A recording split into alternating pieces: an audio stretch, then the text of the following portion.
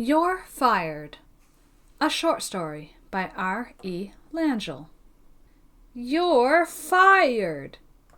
Classic, angry, Hollywood-level words, right? No-nonsense words delivered with a bit of sauce that brokers no return volley of words. Just blah!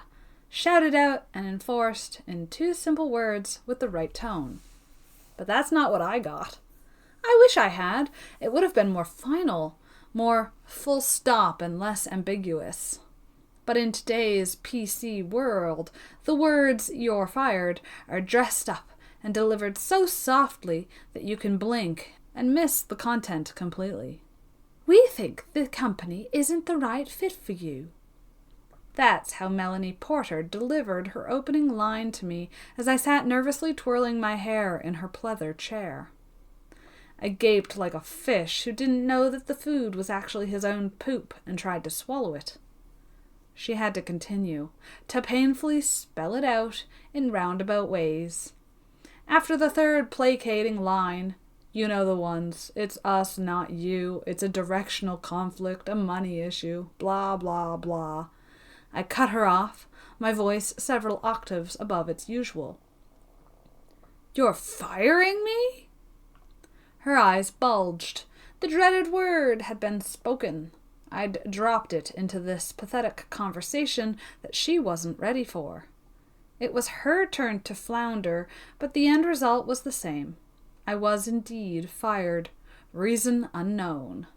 I suppose my record of employment may give me the detail I needed. "Don't worry," she called as I was all but storming out of her little cream-colored office. "We will give you a good reference." Don't do me any favors, I thought. Oh, to have spit those words all over her Armani blue blouse and her semi-smug smile. Days later, the record of employment elucidated no real reasons, or at least none clearer than the babble I'd been given in her chair. A non-fault letting go is what it amounted to. I was a partner the company felt non-reciprocal with.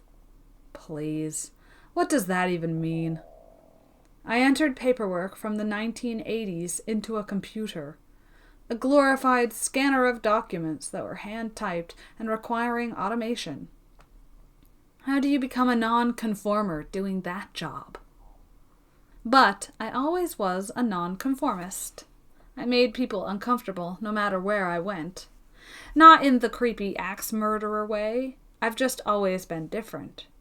You know how the standard is always glass half empty or half full? I'm the there is no glass type. It's not empty, it's not full, because it isn't there. As a result, I have a hard time connecting. I think in the 90s they would have called me goth or emo, or inspired by the two. A semi-misrepresentation. But since I tend to wear steampunk outfits and a lot of blacks and browns, I don't generally do any correcting. My first day in the office, I'd worn a small top hat with gears on the ribbon and a skirt with heavy black lace and military combat boots. I thought I was rocking it, but the looks I got, you'd think I'd murdered society's pet that day. Who cares what I'm wearing if all I'm doing is typing and reading? Where in the job description did it ever say, "Can't wear personal style"? Can you read? Can you type? Those were the only two real requirements. But who am I to complain? I've always been fired or let go before the position becomes permanent. Always for the same reasons, too. This machine piece doesn't look like the others, therefore it must not belong. It's not just my style that's setting me up for failure, unfortunately. I'm extremely socially awkward. Not in the generic shy way either. Once someone said good morning, and I responded, "Aye, laddie, that'll do," complete with a fake Scottish accent. In what universe is that a reasonable response? I'm pretty sure the person was a third-generation Irish descendant, too, so I'm not winning any bonus points there. I'm not actually even shy at all. Not really. Sitting at my desk, my earbuds in, I am known to dance.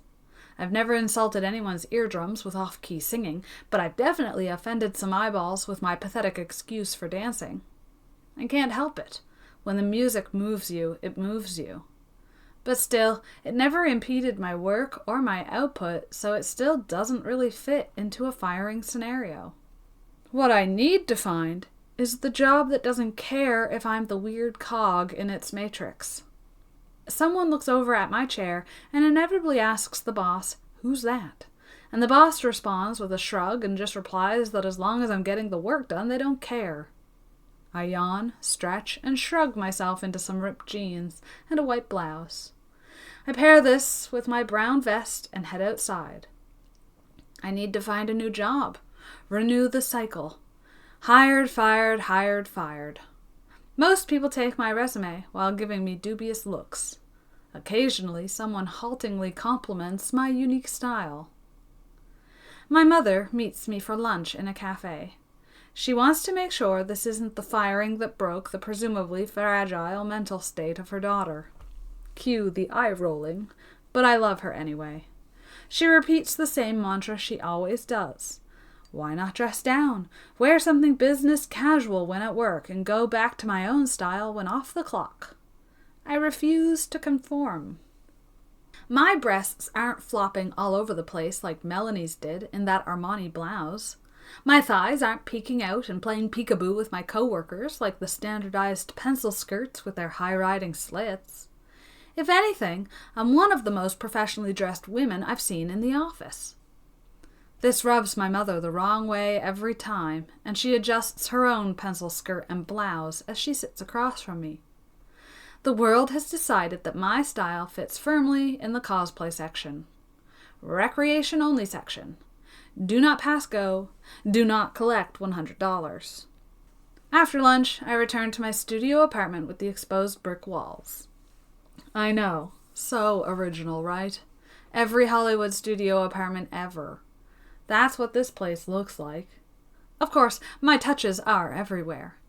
Actually, my touches aesthetically fit into society's ideals. It's not like I'm cultivating spiderwebs and black lace. I don't live inside a Halloween movie.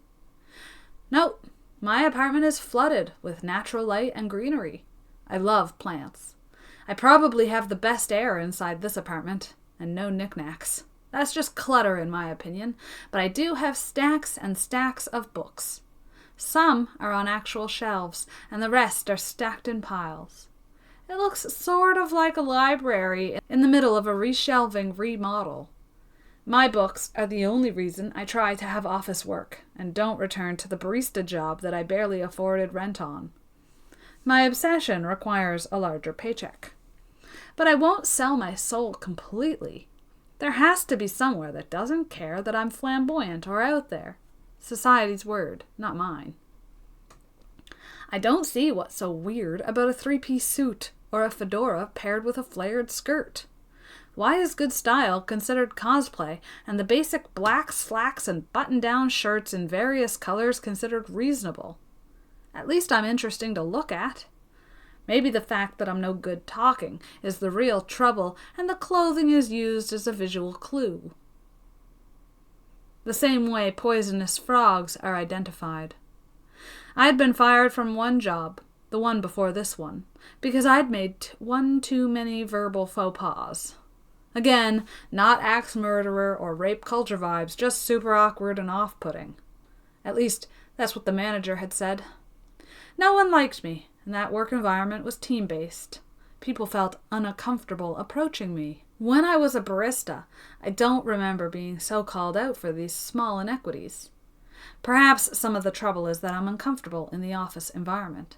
It's so stale and boring. White walls, buzzing lights, and the oppressive silence. It was actually jarring when someone spoke at regular volume. It felt like you weren't allowed to. I needed to figure out how to make that environment okay with my personality. It's not like I don't have friends. I have two very good friends, and a few acquaintances. Maybe it's not batting 1,000 like some people, but I can manage 2.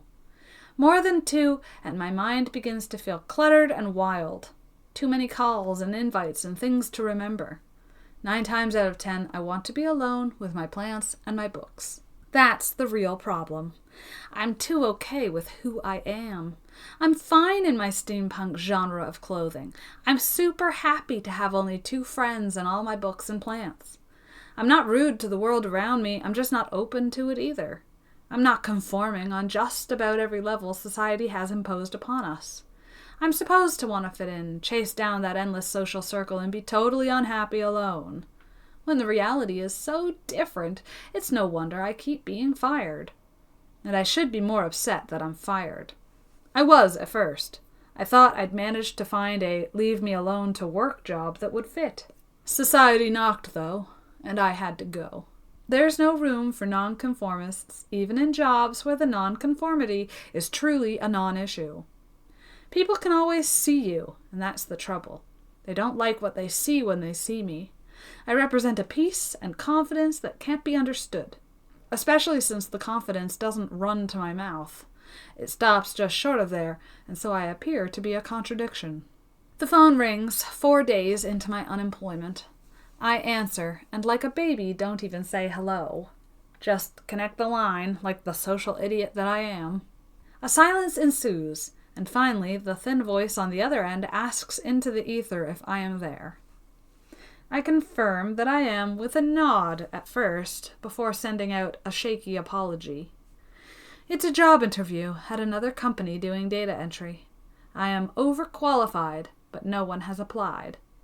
Their one concern is how long my resume is. I'm no fault fired a lot. They want me to address this before I go in. I wear a unique style of clothing, and I'm awkward socially, I say in clipped tones. Ah, that clipped tone, the one I use with conversations. It's nothing like the silky smooth, well-considered voice in my head.